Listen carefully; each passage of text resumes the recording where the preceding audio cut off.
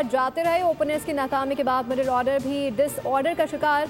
जिम्मेदारी lower order को मुंतकिल कर दी। पाकिस्तान ने बांग्लादेश को 136 रन का हदफ दे दिया। साहबजादा फरहान 4 और फ़खर जमान 13 रन बना सके। साइम अयूब ने एशिया कप में चौथा अंडा अपने नाम किया। आज का मैच जो जीतेगा फाइनल में जाएगा।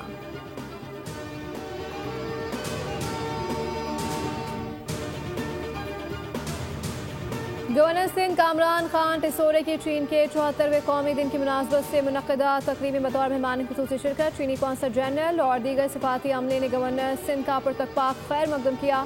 कामरान टिसोरे ने कहा कि चीन पाकिस्तान का काबिल एतमाद दोस्त और देरीना शराकतदार है। गवर्नर सिंध ने चीनी क़यादत, अवाम और कौंसल जनरल को कौमी दिन पर मुबारकबाद पेश की।